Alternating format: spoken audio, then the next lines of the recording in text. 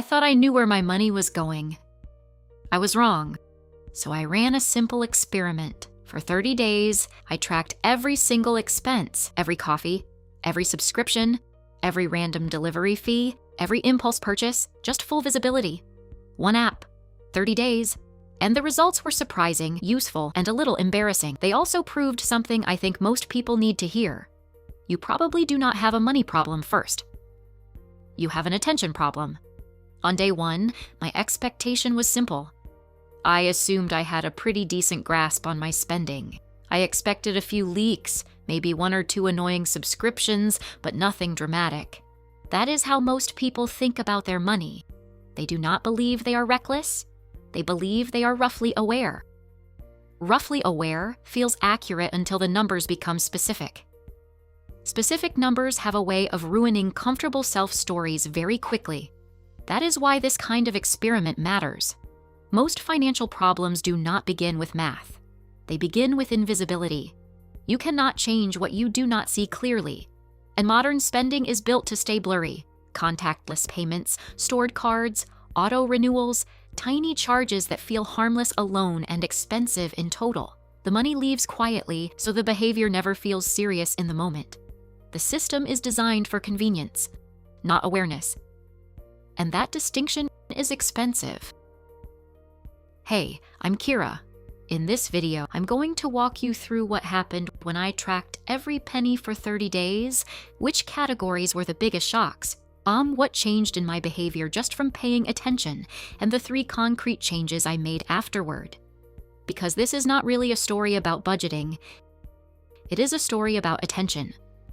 And attention, once restored, changes behavior faster than most people expect. Week 1 was mostly about friction. Tracking sounds easy until you have to do it in real time. The first few days felt mildly annoying. I had to log tiny expenses that normally vanish from memory within minutes. And that was the first lesson. It is not that I forgot where my money went at the end of the month. It is that I was losing track of it in tiny fragments all day long. Awareness was not failing once. It was failing repeatedly, in miniature. The first shock was not one huge purchase. It was micro-spending. Small, forgettable costs with almost no emotional weight. Delivery fees, convenience snacks, quick add-ons, replacement items, little things that felt too minor to matter. But the data was ruthless. Individually, they looked harmless. Collectively, they formed a category big enough to demand attention. That is how money disappears for a lot of people. Not dramatically, but constantly. Death by 1,000 taps. Week 2 revealed the second problem. Impulse spending does not feel like impulse spending when the purchase has a story. I had a long day. It was on sale. I needed a small reward. I'll use it eventually. That is the trick. Most impulsive purchases arrive disguised as reasonable exceptions. But when you track them all in one place, a pattern appears. The pattern is not need. The pattern is mood. And mood is a far more expensive financial category than people realize. Week 3 delivered the most annoying category of all, zombie subscriptions. Charges small enough to avoid urgency, recurring enough to disappear into the background, and scattered across enough services that they never feel expensive in isolation. But when they stack together, they become a quiet tax on inattention. That is the thing about subscription spending.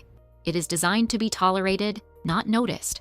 And because the pain is spread out, most people never trigger a real decision about it. And then came the real surprise. The category I underestimated most was convenience spending. Not luxury, not entertainment, convenience. Paying extra to save time, avoid effort, reduce friction, or escape minor discomfort. Delivery instead of pickup. Faster options instead of cheaper ones. Automatic add-ons instead of conscious choices. I was spending far more there than I would have guessed. And honestly, that is probably true for a lot of people living busy modern lives. This happens because convenience spending rarely feels irresponsible. It feels efficient. It feels justified. It feels like buying back time. And sometimes it is. But that is what makes it dangerous. It hides behind productivity. It sounds practical. It does not trigger guilt the way obvious splurges do. So it slips through your mental filter again and again until the monthly total finally reveals what your feelings never did. It is not emotional enough to notice. And that is exactly why it grows. By week 4, something interesting happened. I had not created a strict budget. I had not banned categories. I had not set hard rules, but my behavior was already changing. Why? Not because attention changes behavior. The simple act of recording a purchase creates a tiny pause between impulse and action. That pause is powerful. It forces awareness into a moment that usually runs on autopilot. This is basically the Hawthorne effect in personal finance. When people know behavior is being observed, behavior changes. In this case, I was observing myself, not judging, not punishing, just watching closely. And that was enough to reduce some low-value spending almost immediately, which is a fascinating point because it means many people do not have a money problem first. They have an attention problem. The money problem is just what attention failure looks like in numbers. So, what actually changed after the experiment? First, I started auditing subscriptions monthly, instead of assuming they were fine. Second, I created more friction around convenient spending by removing saved cards from the apps I use when I am tired. Third, I set category awareness triggers, not full budgets, just thresholds where I have to pause and look before spending more. Those 3 changes came directly from the data, not from guilt, and that is why they are more likely to stick. That is probably the most important takeaway. Good financial change is usually easier when it comes from evidence instead of shame. Shame makes people dramatic for 2 days and exhausted by day 3. Evidence makes people precise. Once you can see the pattern, the fix becomes clearer. The goal is not to become obsessed with every cent forever. The goal is to observe long enough to identify the behaviors that deserve redesign. Awareness is not the finish line. It is the lever. And this is why I would recommend this experiment to almost anyone. Not because expense tracking is inherently exciting. It is not. But because 30 days of honest visibility can teach you more about your money than 6 months of vague intentions. You do not need a perfect budget to improve. Sometimes you just need to stop looking away. Awareness is often the first upgrade. Control comes after, precision comes after, better systems come after. But first, you have to see. So here is your move. Track every expense for the next 30 days. Not forever, just 30. Use one app, one spreadsheet, one notes file, I do not care. The tool matters less than the consistency. Record everything. Then look for the category that surprises you most. That category is probably not your biggest moral failure. It is your biggest blind spot. And blind spots are where useful change begins. The category that shocks you is usually the one with the most leverage for improvement. I thought I knew where my money was going.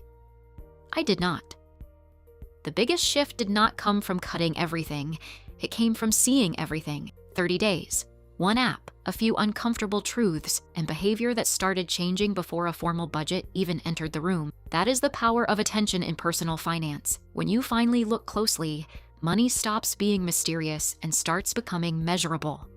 That is the full picture. Track first, notice the pattern, fix the blind spots. If you run this experiment, the results will probably surprise you too. Subscribe if this helped, and I'll see you in the next video.